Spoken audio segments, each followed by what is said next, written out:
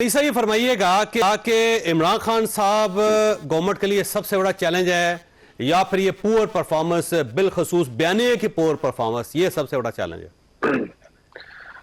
तो ये सब बात ये है कि मेरा एक अपना ओपिनियन है कि जो हाइब्रिड रिजीम्स होते हैं, जैसे ये आज का रिजीम जो है ये प्रो मैक्स रिजीम है। हाइब्रिड मतलब इसमें पहले होता था, हमने देखा एक पेज ये तो सिलेबस है जो कि सेट किया गया है एस्टेब्लिशमेंट की जानिब से और हुकूमत उस पर चल रही है।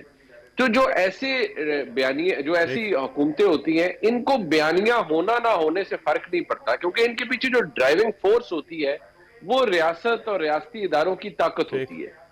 वो जिस तरीके से इनको वजूद में लाते हैं, ऐसी हुकूमतों को स्टिच अप किया जाता है, वो फिर शायद ऑफ मैसेज हो जाए या उनका मैसेज ना आए या चीजें कोई वो बयानिया ना बना पाए, ये शायद मैटर नहीं करता। लेकिन हाँ, ये बात मैं एग्री करूंगा जो अभी आदिल ने भी कही कि आपको कुछ ना कुछ तो बताना पड़ता है ना। आपको ये तो नहीं बैठना पड़ता कि आप खाली पिंडी की तरफ मुंह करके ही बैठे रहे कि अच्छा जी ये आज ये ग्रैंड ऑपरेशन हुआ है तो हमने इसका जवाब देना है। लेकिन देखिए, रात को जवाब दिया गया। मुझे अभी भी याद है उस दिन रात को वजीर दाखिला के साथ वजीर इत्तलात आए, उन्होंने अंग्रेजी में भी वहां पर जो फॉरेन मीडिया था उससे इंटरेक्ट किया, बट आई थिंक जो उसकी क्वांटिटी है या मैग्नीट्यूड है वो कम है।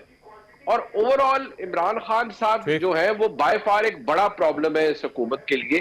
लेकिन वो इस हुकूमत से ज्यादा, देन अगेन मैं कहूंगा, वो हुकूमत की प्लेटर के ऊपर तो वो एज अ प्रॉब्लम एग्जिस्ट करते ही नहीं है।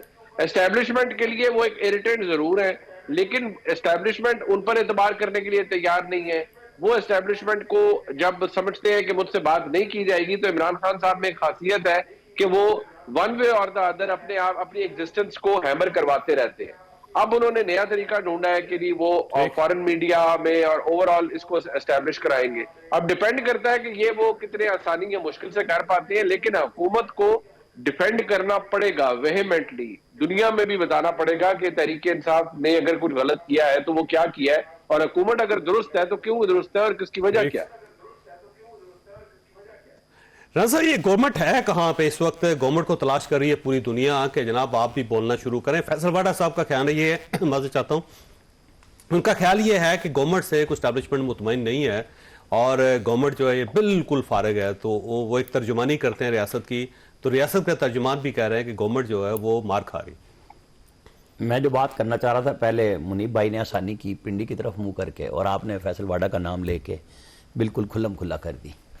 ये असल मसला है इस हुकूमत का कि जो वज़ीर दाखिला है वो इस्टेब्लिशमेंट का बराह रास्त नुमाइंदगी करता है कैबिनेट में, और वो फेस है हमारी फ़ौज का। ये हाइब्रिड सिस्टम कुछ नहीं होता। सीधी सी बात करें कि चला कौन रहा है। वज़ीर दाखिला अपनी जगह पे फुल पावरफुल। नहीं, वो तो शहबाज शरीफ साहब के बारे में भी यही कहा जाता है कि वो फेस है एस्टैब्लिशमेंट का। नहीं, जो काम जिसके हवाले किया गया, मैं बात कर रहा हूँ लॉ एंड ऑर्डर की, उन्हें किसी से इंस्ट्रक्शन लेने की जरूरत नहीं है। अब जब हम बात करते हैं ना कि जी ये हुकूमत यूं, ये अता तारड़ बेचारे का ये कसूर, वो यहाँ नहीं गया, वो वहाँ नहीं गया, वो बाद में गया, जब फैसला कहीं और से आए और सामने चेहरा कोई और हो तो जिम्मेदारी दोनों की है। फैसल वाडा साहब कल परसों से जो लगे हुए हैं, ये उनको खराब कर रहे हैं जिनकी नुमाइंदगी कर रहे हैं। हुकूमत को कोई फर्क नहीं पड़ना। मैं आपको बताऊं वो है कहाँ हुकूमत को बतौर मुस्लिम लीग नून, आप कहाँ मैं और आप डील करते हैं। मेरा ख्याल है रियासत को मियां शहबाज शरीफ से बेहतर कोई कैंडिडेट मिल नहीं सकता। नहीं, उनके ऊपर फिर ट्रस्ट भी पूरा करना चाहिए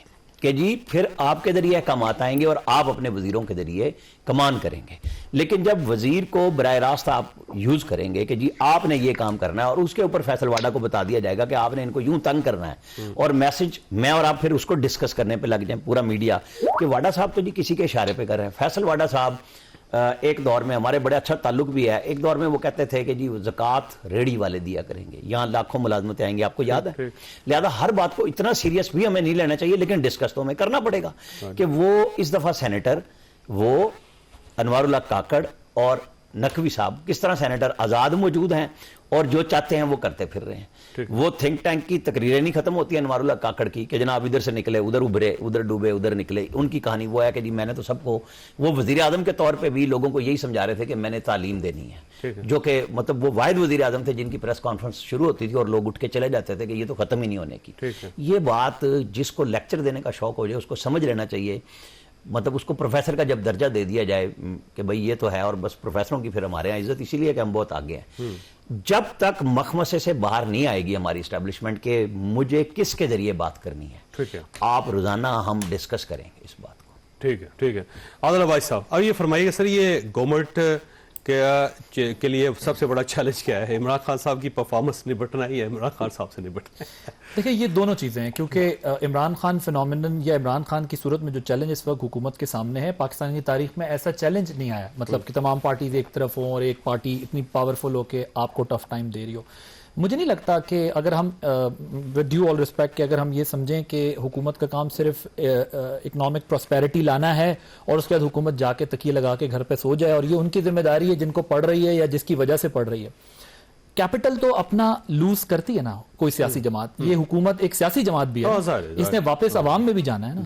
जब ये नैरेटिव का खाना पूरा खाली छोड़ देंगे और नैरेटिव बिल्डिंग या काउंटर नैरेटिव क्रिएट नहीं करेंगे तो ये डेवलपमेंट, तो इसमें कोई शक नहीं है ना, पीएमएलएन ने बहुत कराई है, इसमें कोई शक नहीं है, लेकिन क्या उस डेवलपमेंट की बेस पर वो इलेक्शन उस तरह जीत पा रहे हैं? वो सेल नहीं कर पा रहे।